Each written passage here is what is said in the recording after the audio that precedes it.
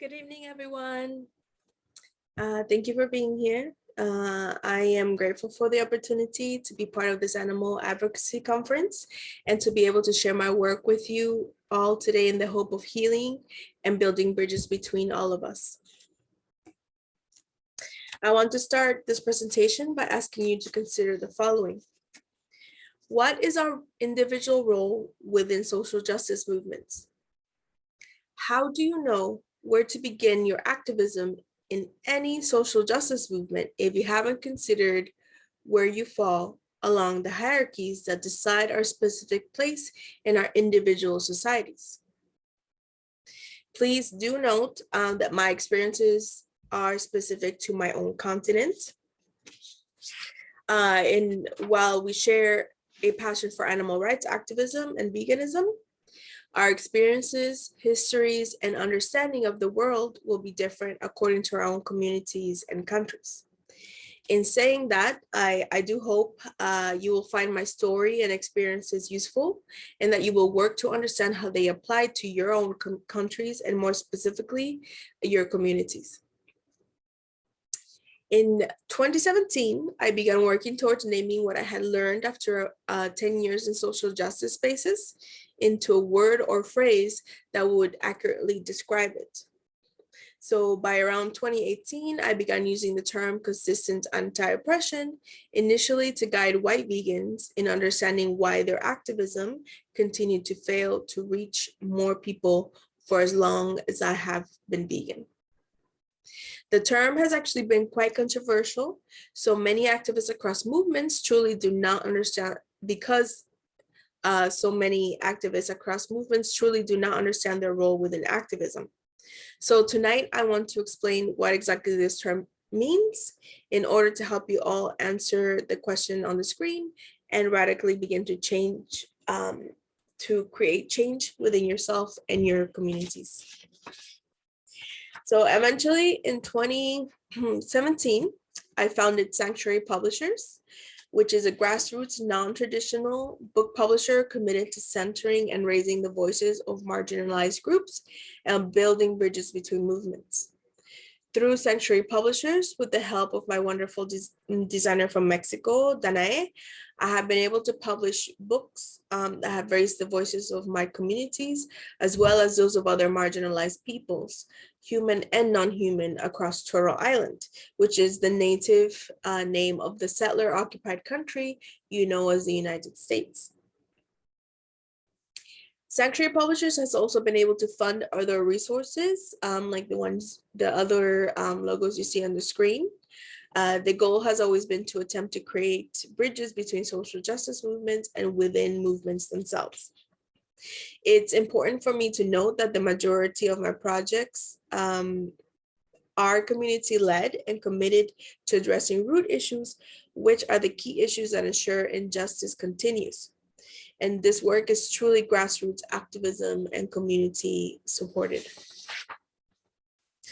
I hope this presentation will become a call to action towards making a commitment to addressing your own hand in injustice as it relates to consistent anti-oppression across all social justice movements. Doing this collectively is how we can effectively create an efficient and impactful vegan and non-human animal rights movement in your own communities. So who am I? My name is Julia Feliz, formerly Julia Feliz Burke, which was my author name since my first published book in 2016. I consider myself a resource activist. I have the ability to break down concepts in a way that are accessible for people coming into issues from different perspectives, backgrounds, and understanding. I have always had the ability to write and illustrate, so these were always tools that came naturally to me that I always hoped to one day use for my activism. My introduction to activism was non-human animal rights when I was in my 20s. And I've been vegan now for about 15 years. And when I say non-humans were my introduction to activism, I mean advocating for them was the start of my feeling confident in openly naming injustice. This was also the initial path towards understanding my own place and role within the systematically unjust system that exists in the so-called United States and across the rest of Turtle Island, which includes the Caribbean, which is where I was born and raised on the island of Boriquen, which is known as Puerto Rico.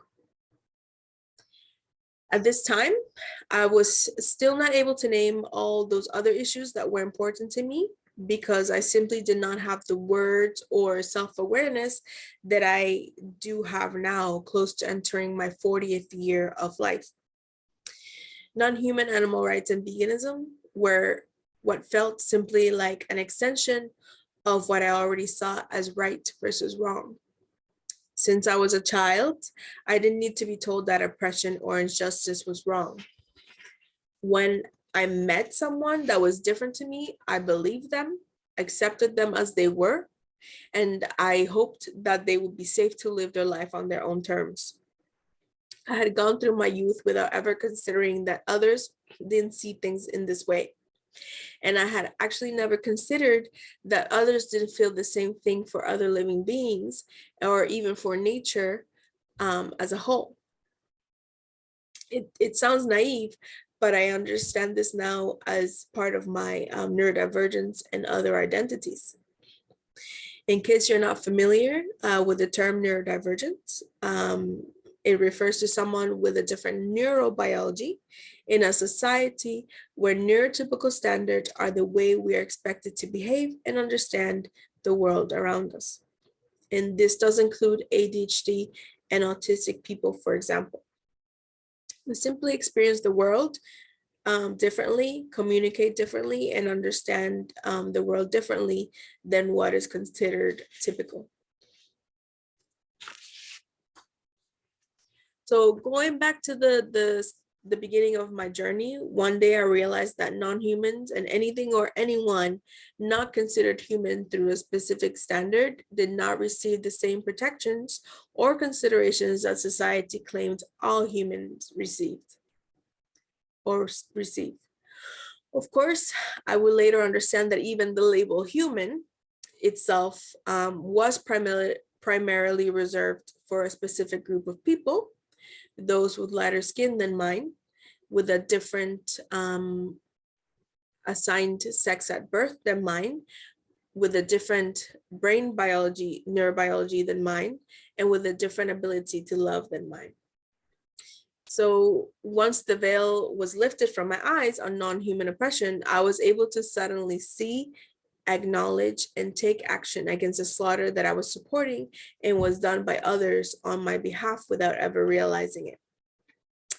Just as I could not support human oppression and injustice, I could not support oppression and injustice against other living beings simply because they were different to me, and even more so in modern times when I have choices that involve anti-oppression. I knew that I did not need to consume, wear, or use non-humans in any way where I had the choice to live healthily, and I did not need to survive in the way that humans once needed to in the past. So in basically the idea that non-humans were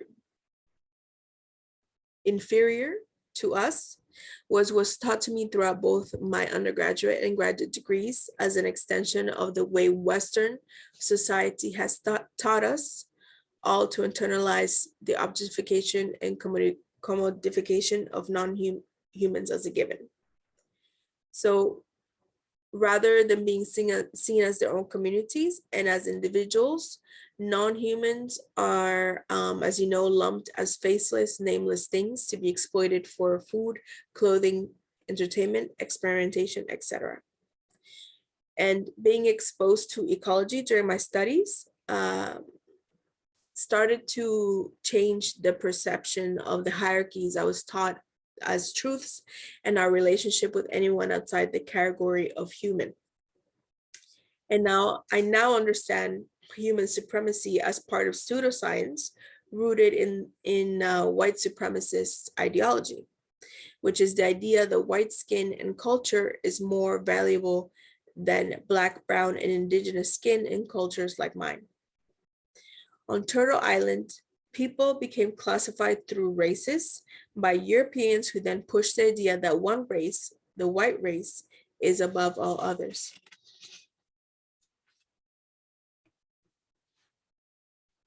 My studies, degrees, and professional background are in the field of biology. As a young student in love with the natural world around me and having grown up on an island, I chose to pursue a bachelor's in marine science and then a graduate degree in conservation ecology. My background in science meant that I came to veganism having it drilled in my head that humans were superior to non-humans, as I mentioned before. And this actually all connects specifically to my unique history as a descendant of both Native and African people from Turtle Island, and how our violent invasion by Spain, Britain, and other European countries still determines how I am treated in what you know as American society, and how I experienced the world 500 years later. So going back to my background as a biologist, when I discovered ecology, I loved it so much that I took the class twice, just because I could, marine ecology and then terrestrial ecology. And this basically opened my perspectives of everything around me even more. And since understanding how ecosystems are related to one another, I became intrigued by the fragile interconnections in nature, as well as within the unnatural world humans have ended up creating and see as civilized, despite us all also being part of that nature. Interestingly enough, this disconnect is what helped otherization, which is defined as the outcasting and marginalization of specific groups of people, for example, my own people, for their differences, to take root. Savages, beasts, mongrels, rats, roaches, these are insults that use non-human animals to degrade and dehumanize human beings. The word dehumanize itself is otherizing when we actually recognize that humans are seen as the standard and one way to be, and non-humans have been used as tools of oppression against groups of people seen as outsiders throughout history to denigrate, otherize, and marginalize targeted groups by justifying their lack of the so-called humanity, which is determined by the groups with the most power in society. The separation of humans and non-humans to invoke otherization throughout the use of animalization as a weapon still persists to this day in the United States. As an example, in 2018, during a public conversation about prosecuting so-called undocumented immigrants when protected by cities known as safe cities or sanctuary cities, so they would not fear being removed from the country, the person known as the president of the settler US government, Donald Trump, stated, "These aren't people, these are animals." In one simple statement, Trump casually enforced the same ideology that has been used on Turtle Island for over 500 years to separate us by race through the use of animalization. So basically, through the objectification of non-humans by making them inferior to humans, and then by comparing Black, brown, and indigenous people to non-humans, which are already seen as inferior, white supremacists then spread the idea that they are superior. To explain this further, in a chapter called Making Connections in the Name of Food, published in the book Food Justice, a Primer by Sarita Rodriguez, published by Sanctuary Publishers in 2018, I wrote that, quote, Non-humans have been traditionally otherized, meaning they have been denigrated, denied personhood, and marginalized due to their obvious differences to humans in order to justify them as less than. In turn, non-humans have been used to marginalize and justify the oppression of Black and brown humans, forced to live in a system that protects whiteness as the top and right way to be. In this system, Black and brown humans subconsciously learned and accepted to uphold their own otherization by also viewing and treating non-humans as less than under what can be described as racialized speciesism. In my view, an aspect of speciesism experienced by people of color. This has culminated in a supremacist hierarchical relationship between all animals, human and non-human alike, which continues to ensure the survival of the oppressor-oppressed relationship that permeates myriad aspects of social justice, unquote. Further to this, in my second anthology, Veganism of Color, published in 2019 under Sanctuary Publishers as well, I further clarified that, quote, white supremacy through colonialism successfully implemented hierarchies, not just between the races they classified us into, some which it forcibly created, but between humans and non-human animal species as well.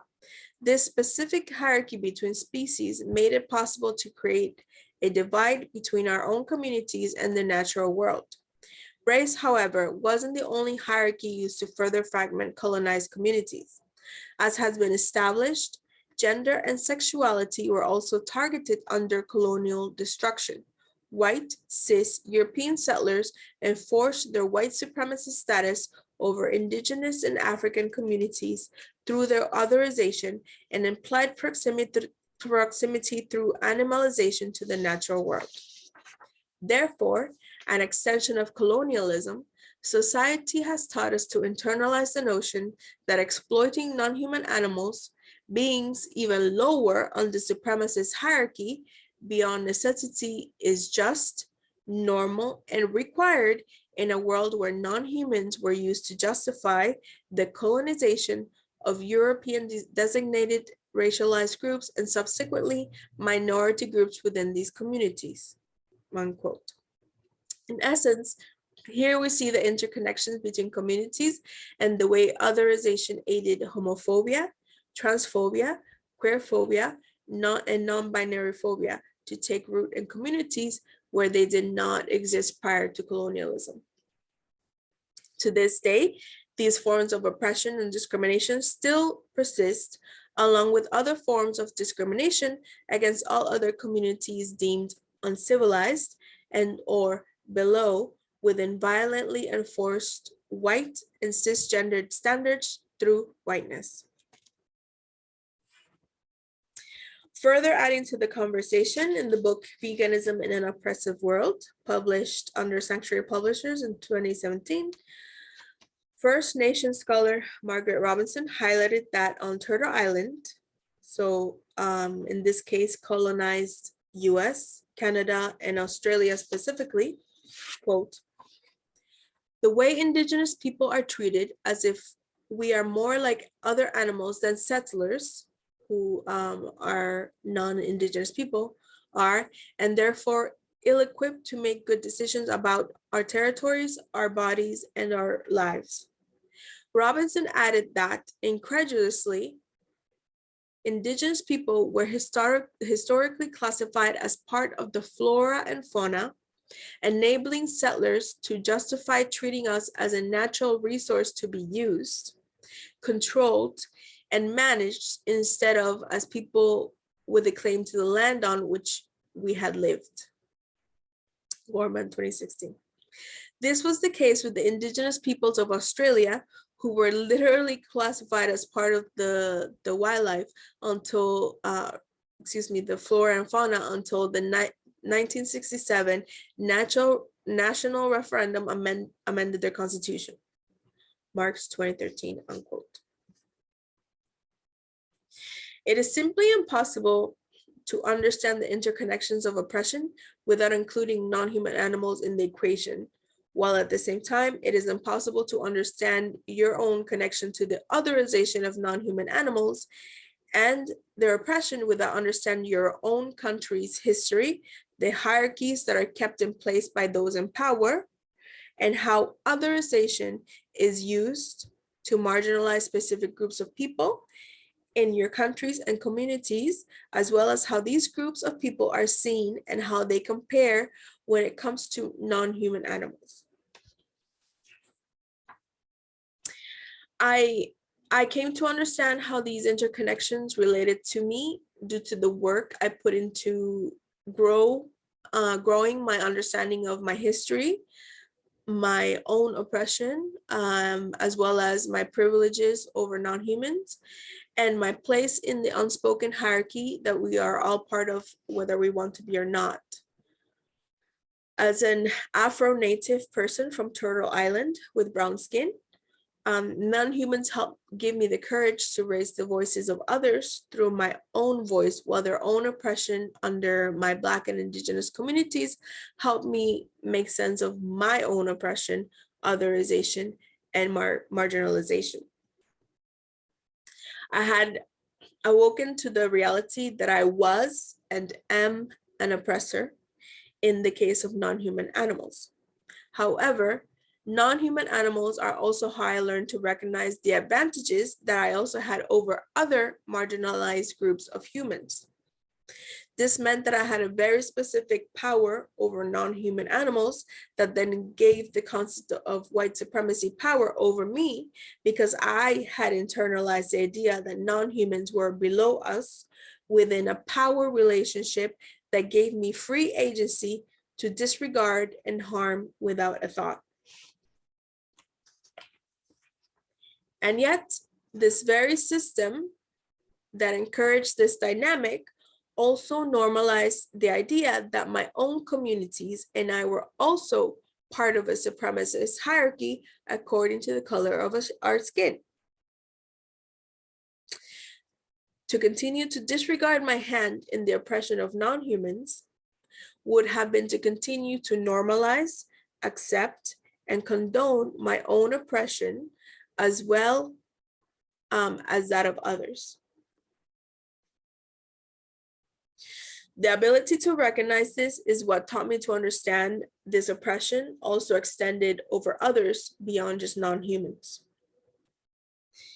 Basically, if I didn't have the awareness that I have now, for example, going back to what Trump said about people he called undocumented immigrants, I would have not understood enough to know this was an oppressive practice that white supremacists use to push fear, but also to erase the fact that the people he was referring to as not having legal documents, giving them permission to stay in so-called United States is nonsense, since the people he spoke of were actually native people of Turtle Island. Native people do not need documents legalizing their own right to exist on their own land. In essence, through otherization, people that migrated from Europe have pushed the idea that native people to Turtle Island do not belong there. And just like the non-humans seen as vermin, like mice and rats or rabid dogs, for example, their supremacist views insist that native people must be removed because they are seen as lesser beings and outside of the standard. Suddenly, I had found that basically 10 years had passed since I had become vegan. And when I looked all around me, I could see that the mainstream vegan movement, known as white veganism to Black and Indigenous Native vegans and other people of color in the United States, had remained stuck and unaware of all the ways their actions were oppressive and not actually helping non-human animals. I had figured out how I fit in specifically within the continent I was born in. And once I understood this, I was unable to see how oppressions were related to one another. how this impacted me directly, and how I needed to decenter myself in order to center and raise the voices of those with less safety, less opportunities, less resources, and less access than I have.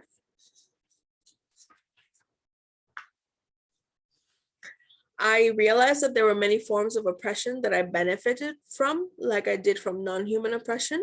And I also realized that I had a specific place that I occupied within racism, classism, ableism, neuroableism, sizeism, lookism, anti-Blackness, anti-indigeneity, transphobia, homophobia, non-binary phobia, and queer phobia, and all other oppressive ideologies that are taught to us as truths in our society.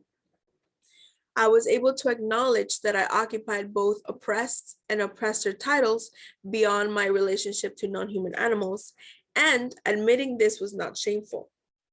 It was necessary in order for me to become a better activist and advocate for those I claim to want to help.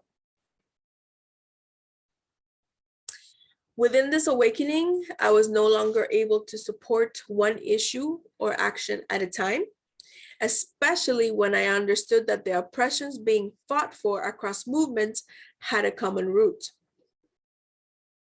This source of injustice depended on us to remain unaware in order to help it spread through different aspects of society and keep the supremacist hierarchy intact. I understood that to fight one form of oppression, including non-human oppression, we needed to fight against all of them at once to address root issues that interconnected across movements. In naming all of this consistent anti-oppression, I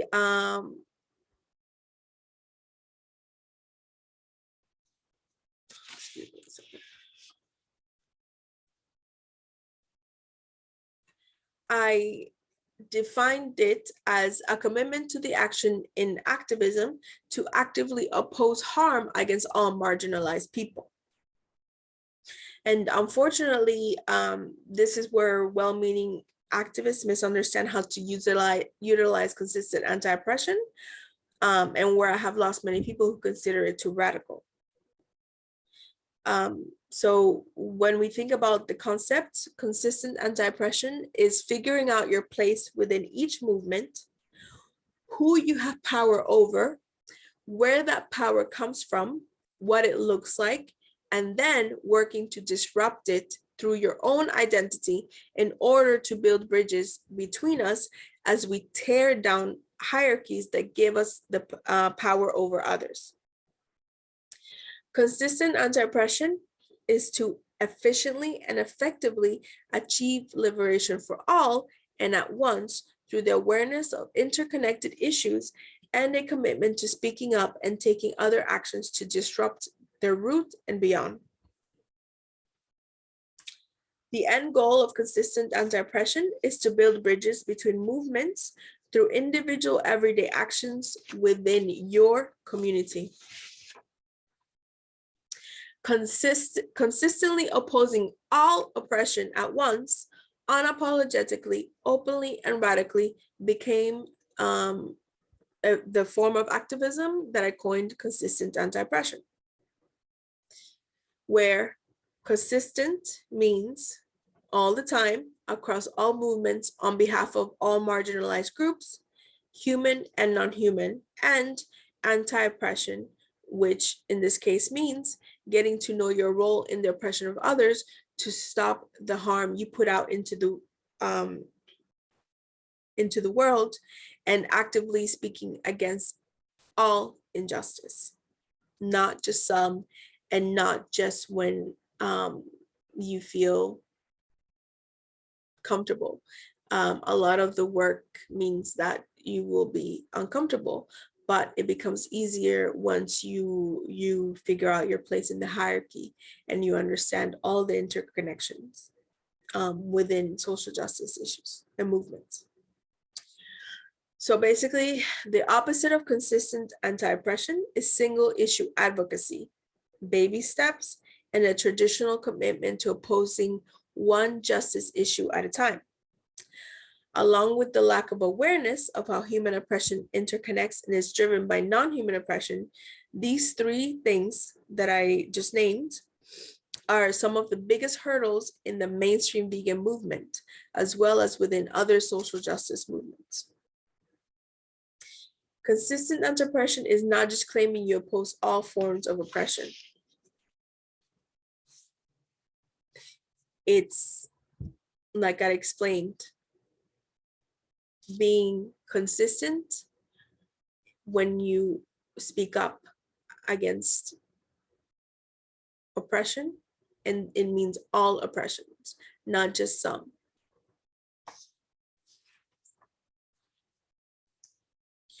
So how do I see this happening in practice?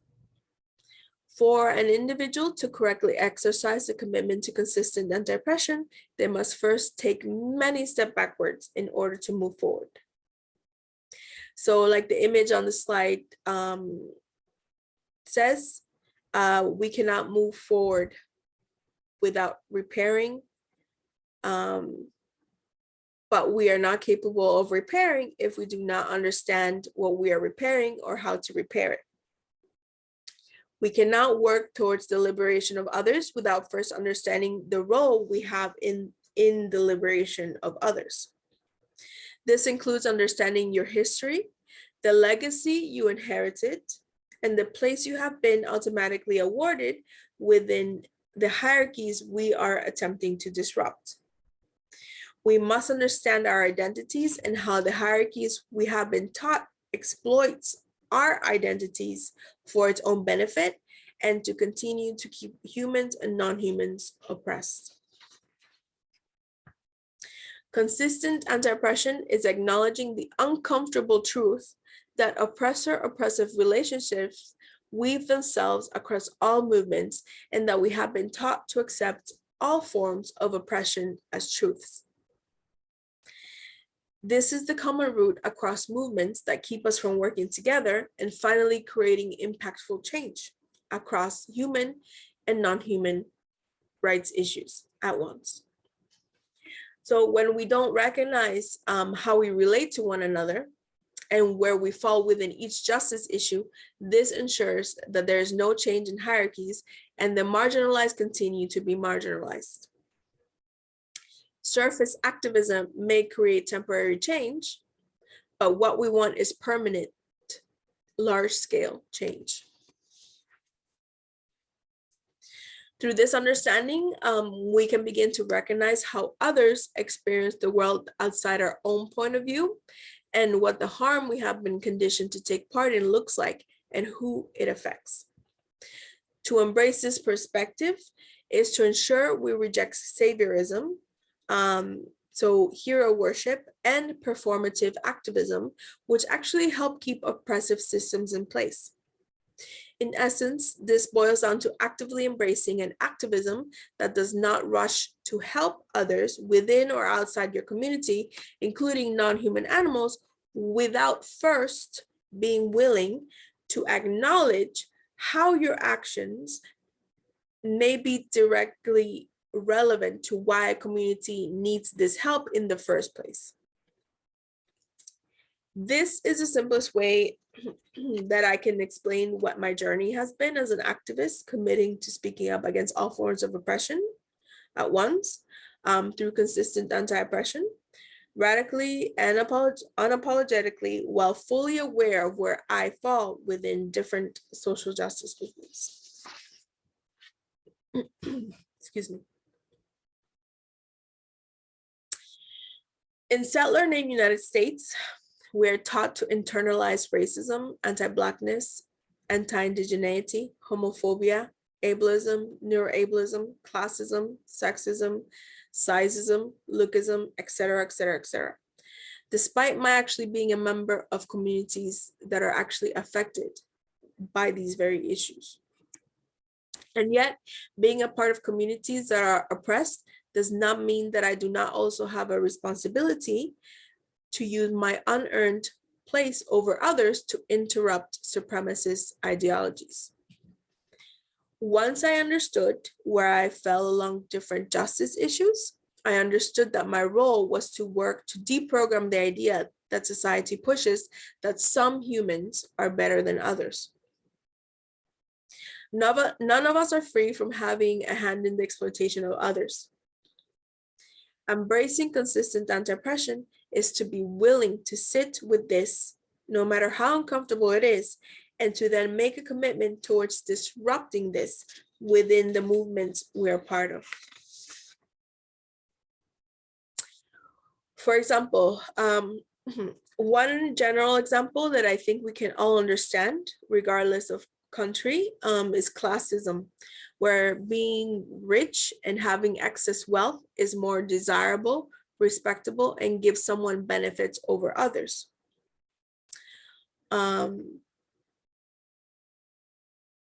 Other identities and types of oppressions where I'm from, which I mentioned before, but I want to review, are things like transphobia, homophobia, ableism, neuroableism, anti-Blackness, which is the idea that Black skin is less valuable and desirable, and other types of oppression.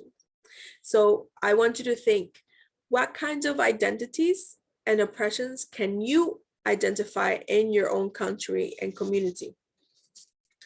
I want you to think about these and try to create lists of what comes to mind. So this is the first exercise that we're going to do tonight. And it's going to be 5 minutes. So I have a timer that I'm gonna set for 5 minutes. And the session starts now. And you should use the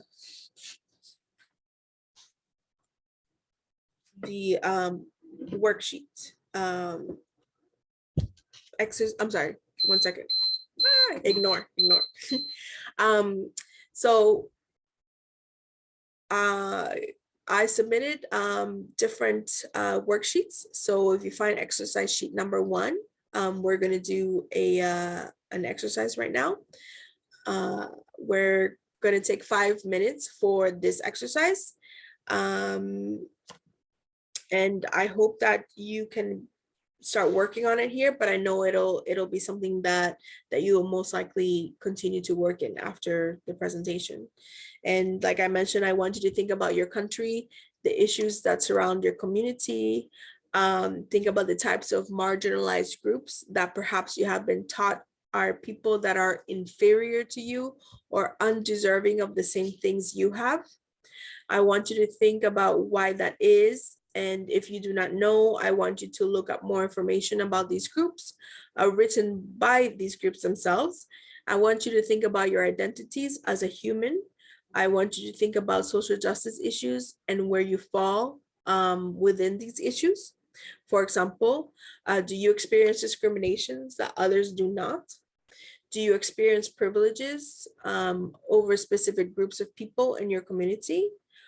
Where do ideas that make you feel inferior within some issues and seen as superior to other living beings in other issues come from?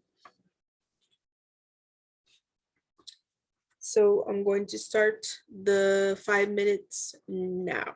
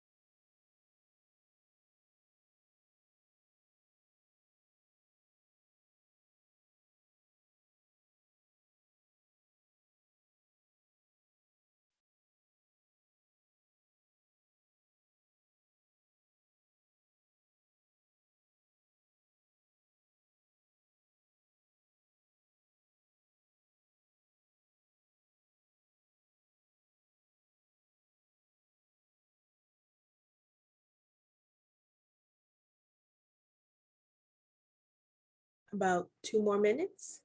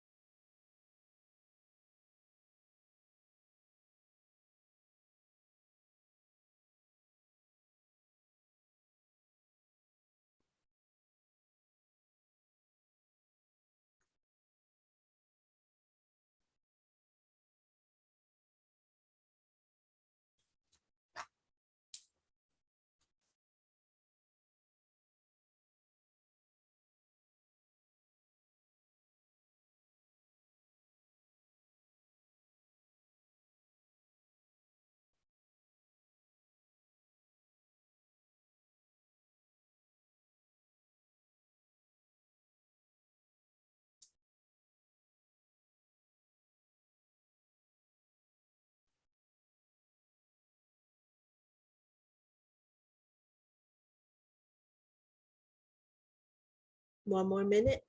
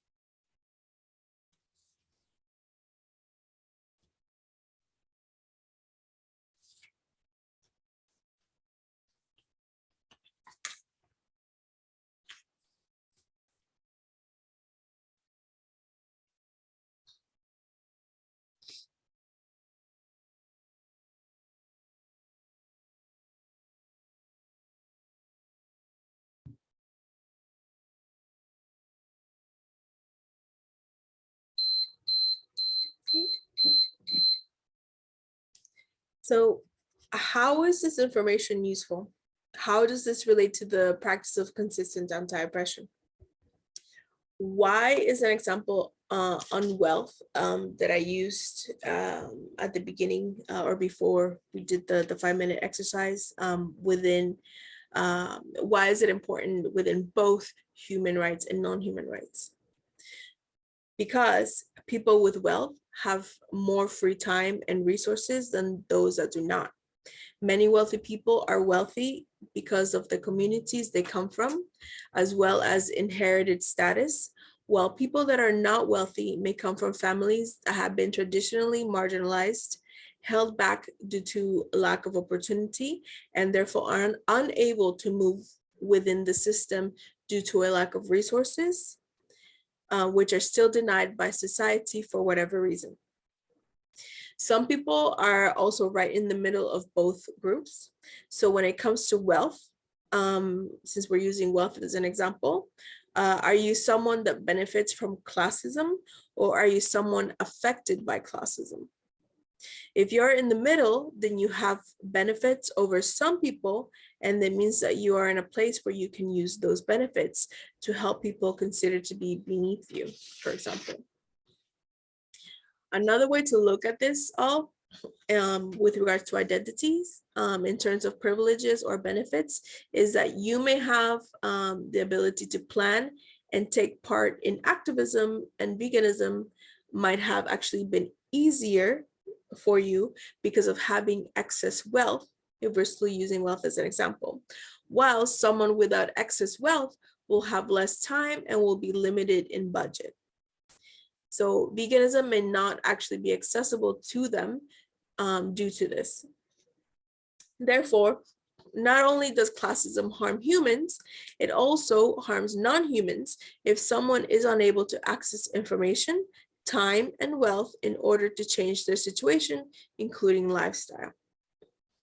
This information would therefore help someone identify how to best use their excess wealth in order to create more opportunity and access for those with less. This would then indirectly benefit non-human animals in the long run.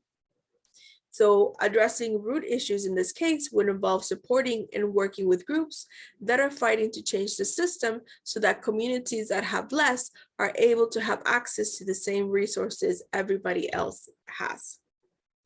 And identifying things like this will help you find where your advocacy and activism can be most useful in order to create more access for those with less than you, regardless of where you fall on the hierarchy. When you're aware of your identities and how they affect your place within hierarchies, you can begin to address root issues. So the issues that go beyond superficial actions and that, if addressed, will actually create change across all communities rather than for the most privileged or only a few groups. Root issues are the most important to try to change because they will affect everything else they are tied to.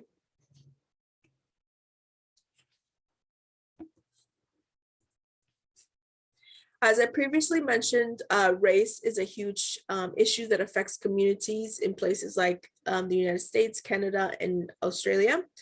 And an animal rights or vegan movement where the most privileged majority, which are those that benefit from racism, lack the awareness to understand how their identities and privileges affect hierarchies they try to change, we end up with the idea that mainstream veganism's only role is to fight for non-human animal rights without taking into account how human rights issues prevent actual liberation for all, including non-humans. In mainstream veganism, therefore, the only hierarchy that is acknowledged looks like the one you're seeing on the slide,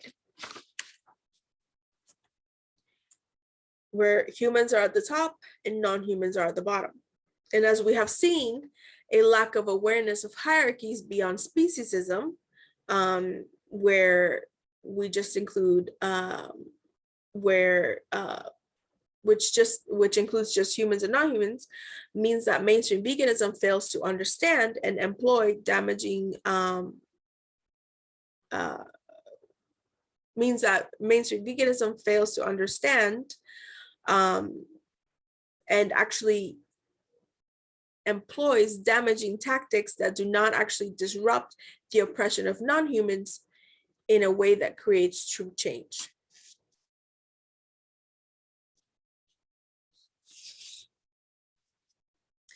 So worse is that in mainstream veganism, by claiming that human rights issues do not matter and have nothing to do with non-human animal rights, the privileged majority that benefit from historic racism still benefit from the marginalization of oppressed groups and can justify it in this way.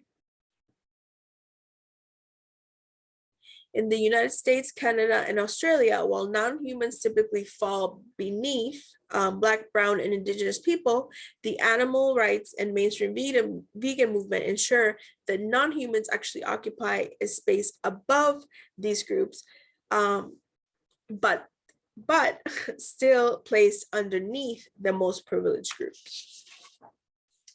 And this means that the movement has basically rearranged the supremacist hierarchy rather than actually disrupt all hierarchies, oppressive hierarchies. So due to the movement being focused on the most privileged, the mainstream vegan movement is unable to recognize that its actions continue to decenter non-humans while centering those that benefit most from human and non-human oppression.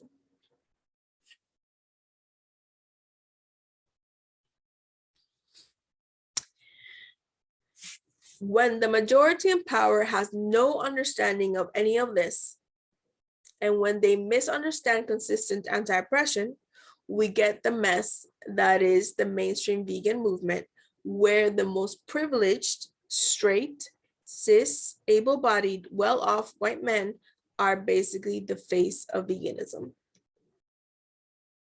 In essence, veganism has therefore taken on the face of privilege, and this is actually commonly used as a reason by marginalized groups as to why they cannot see veganism as anything other than something the most privileged people believe in. Non-humans are completely erased from the conversation when privileged groups fail to understand the hurdles and ways in which they themselves promote a veganism that is oppressive. Supporting non-human animal rights does not automatically mean vegans are free from oppressing others, or that they're not adding to issues that affect the world negatively and keep other humans marginalized. In summary, in my understanding of hierarchies and interconnections and a commitment to consistent anti-oppression, I am able to understand that in order to build bridges that center non-human animals in their own movement, I have to ensure that I disrupt oppressive hierarchies within the movement itself. Within vegan and animal rights movements, I recognize that to label myself vegan is a chosen identity. This is different to all my other identities in the human society that I inhabit. In order to actually disrupt the use of non-human animals as tools of oppression and the automatic assumption that I am above them, I have needed to understand all the ways non-humans have been oppressed by me and all other humans in order to avoid falling into the idea that I'm some kind of hero or savior. I have needed to understand the myriad ways the exploitation and oppression of non-human animals directly harm marginalized humans. As in closing, as a marginalized person, I constantly remind myself that even though I may not see it, hierarchies upheld by those with the most privileges are continuously centered across pretty much all social justice movements. Being on top of a hierarchy allows the majority in power to assume it knows best while ignoring the most vulnerable within the movement, even when those affected can speak for themselves. Therefore, in knowing what my role and place is, I am able to recognize how to best approach a form of activism that allows me to raise voices, disrupt oppression, and burn bridges to create new ones rooted in the rejection of all forms of oppression unapologetically. Of course, this doesn't mean that I don't mess up or that I have covered every single aspect of how I add to the oppression of others. This is a lifelong work that started with my wanting to change the system without my understanding myself in that system. And this has now transformed into more effective activism that addresses root issues based on my abilities and identity in that system. In essence, along my activist journey, I understood that when it comes to change, we must understand our history, interconnections, and then decide if we are ethically comfortable with them or not. In order to understand the roots of both my oppression and that of non-human animals, I had to actively decolonize, confront colonialism, decenter whiteness, understand my people's history, and admit to myself that I had a certain amount of privileges over fully Black people and fully Indigenous people, for example, due to the safety and advantages automatically given to me because of my lighter or brown skin and not being forced into reservation schools under a society drenched in anti-Blackness and anti-indigeneity in order to sustain white supremacy. I recognize I also had similar advantages, even within several of my other identities. Therefore, I became aware of my place and committed to consistent anti-oppression as the only way to move forward. If you walk away with anything this evening, let it be that the reality is that you as an individual are at the root of both human and non-human animal liberation and oppression.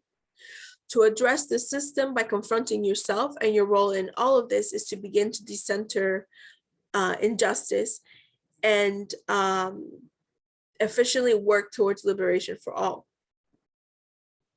My call to action tonight is that as a vegan and non-human animal rights activist, I hope you will examine your role across movements happening in your own communities and countries.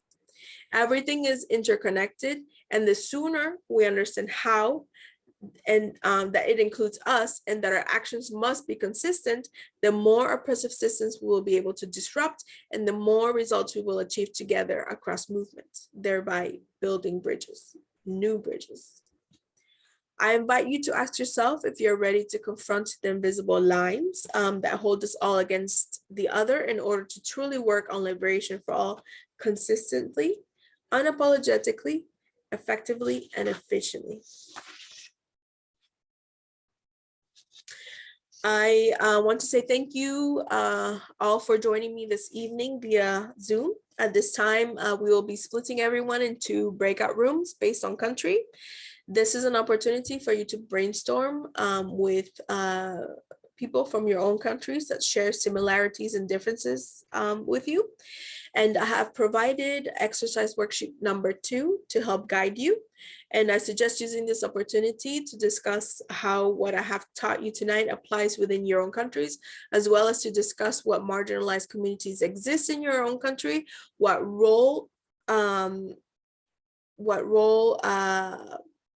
your role in their oppression is, what these communities would say if you simply walked up to them and said, hey, go vegan, out of nowhere and without any awareness of their own relationship to non-humans and to your specific experiences.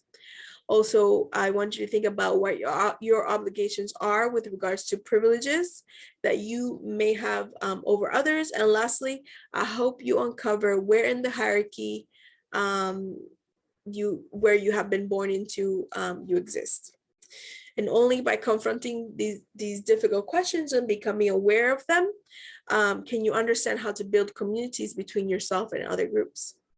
Doing this will get non-humans closer to their own liberation. So once you're back from the breakout rooms, I will come into the presentation live and I will ask if anyone would like to share what they have written, and I will conclude my time with you by answering any questions you may have. I know we may be short on time, so you're welcome to contact me to my email address, which is on the screen, or through the web form on sanctuarypublishers.com. So thank you for being here and sharing space with me. So breakout rooms, thank you.